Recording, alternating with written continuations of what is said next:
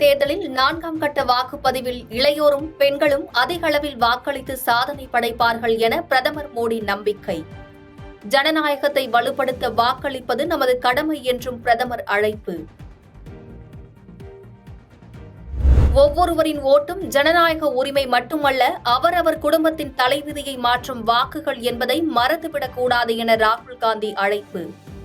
ஒவ்வொரு ஓட்டும் ஆண்டுக்கு 1 லட்சம் வேலைவாய்ப்புக்கான உறுதியையும், ஆண்டுக்கு ஏழை பெண்களுக்கு 1 லட்சம் ரூபாய் கிடைப்பதை உறுதி செய்யும் என்றும் கருத்து.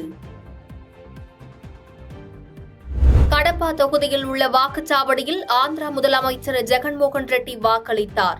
ஆந்திர சட்டமன்ற தேர்தலிலும் மக்களவையிலும் ஒய்எஸ்ஆர் காங்கிரஸ் வெற்றி பெறும் என்றும் பேட்டி. ஆந்திர மாநிலம் குண்டூரில் தெலுங்கு தேசம் கட்சித் தலைவர் சந்திரபாபு நாயுடு வாக்களித்தார். மகன் உள்ளிட்ட குடும்பத்தினருடன் வந்து ஜனநாயக கடமையாற்றினார். ஆந்திராவில் மங்களகிரியில் உள்ள வாக்குச்சாவடியில் வாக்களித்தார் ஜனசேனா கட்சியின் தலைவர் பவன் கல்யாண். மனைவியுடன் சென்று ஜனநாயக கடமையாற்றினார். ஹைதராபாத் ஜூப்ளி ஹில்ஸ் பகுதியில் வரிசையில் நின்று வாக்களித்தார் நடிகர் அல்லு அர்ஜுன். பிரபல தெலுங்கு நடிகர் ஜூனியர் என்டிஆரும் ஜூப்ளி ஹில்ஸ் வாக்குச்சாவடியில் வாக்களித்தார். ஹைதராபாத்தில் மனைவி சுரேகாவுடன் வந்து வாக்களித்த Telugu super star Chiranjeevi. Oscar வென்ற இசையமைப்பாளர் கீரவாணி ஜூப்ளி ஹில்ஸ் வாக்குச்சாவடியில் ஓட்டு போட்டார். நாகப்பட்டினம் தொகுதி எம்பி செல்வராஜ் மறைவுக்கு முதலமைச்சர் மு.க.ஸ்டாலின் இரங்கல். 4 முறை நாக எம்பியாக தேர்ந்தெடுக்கப்பட்டு சிறப்பாக பணியாற்றியுள்ளதாக கருத்து. சென்னையில் ஐபிஎல் டிக்கெட் கள்ளச்சந்தையில் விற்றதாக 10 பேர் கைது. போலியான 27 டிக்கெட்டுகளையும் பறிமுதல் செய்த காவல்துறையினர். மக்களவைத் தேர்தலில் 4ஆம் கட்டமாக 96 பகுதிகளில் வாக்குப்பதிவு தொடங்கியது. ஆந்திரா, ஒடிசாவில் மக்களவையுடன் சட்டப்பேரவையும் தேர்தல். பீகார் முதலமைச்சர் நிதிஷ்குமாருடன் இணைந்து பிரதமர் நரேந்திர மோடி ரோடு ஷோ. மோடி பயணித்த வாகனத்தின் முன் ஒரே மாதிரி உடையணிந்து வரவேற்ற பாஜகவினர். மத்திய பாஜக ஆட்சியில் மோடி எடுத்த பண மதிப்பிழப்பு நடவடிக்கையால் சிறு தொழில்கள் பாதிக்கப்பட்டுள்ளன. உத்தரப்பிரதேசத்தின் ரேபரேலி பிரச்சாரத்தில் பிரியங்கா காந்தி குற்றச்சாட்டு.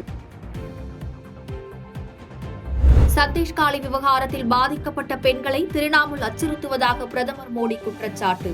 பொய் பரப்புரை மேற்கொள்ளும் பிரதமர் ஆளுநர் மீதான பாலியல் புகார் குறித்து பேசாதது ஏன் என மம்தா கேள்வி. காங்கிரஸ் ஆட்சிக்கு வந்தால் சாதிவாரி கணக்கெடுப்பு மூலம் நாட்டை எக்ஸ்ரே எடுப்போம். ஆட்சிக்கு வந்தால் அனைத்து தரப்பு மக்களுக்கும் அரசின் பலன்கள் சமமாக பகிர்ந்து தரப்படும் என்று ராகுல் காந்தி வாக்குறுதி. ரோடு ஷோ மூலம் பிரதமர் நரேந்திர மோடி தெரு நாடகங்கள் நடத்துவதாக பீகார் முன்னாள் முதலமைச்சர் லாலு பிரசாத் யாதவ் குற்றச்சாட்டு. தேர்தலுக்கு பிறகு பிரதமர் வீதிக்கு வந்து விடுவார் என்றும் விமர்சனம். மக்களவைத் தேர்தலுக்கான 10 உத்தரவாதங்களை வெளியிட்டார் அரவிந்த் கெஜ்ரிவால். கெஜ்ரிவாலின் வாக்குறுதிகள் பொய்க் கனவுகளின் ஆகாச கோட்டை என்று டெல்லி பாஜக தலைவர் விமர்சனம். 10ஆம் வகுப்பு மாணவர்கள் இன்று முதல் தற்காலிக மதிப்பெண் சான்றிதழ் பெறலாம். மறுகூட்டல் மறுமதிப்பீடு செய்ய மே 15 முதல் விண்ணப்பிக்கலாம். நாக எம்பியும் இந்திய கம்யூனிஸ்ட் கட்சியின் செயற்குழு உறுப்பினருமான எம். செல்வராஜ் காலமானார். உடல்நலக்குறைவால் தனியார் மருத்துவமனையில் இன்று அதிகாலையில் உயிர் பிரிந்தது. பாகிஸ்தான் ஆக்கிரமிப்பு காஷ்மீரில் கோதுமை விலை உயர்வுக்கு எதிரான போராட்டங்களில் வன்முறை. காவல்துறை அதிகாரி ஒருவர் உயிரிழப்பு, 100க்கும் மேற்பட்டோர் காயம். பாதகம் செய்பவரை கண்டால் நாம் பயங்கொள்ளலாகாது பாப்பா. மோதி மிதித்து விடு பாப்பா, அவர் முகத்தில் உமிழ்ந்து விடு பாப்பா.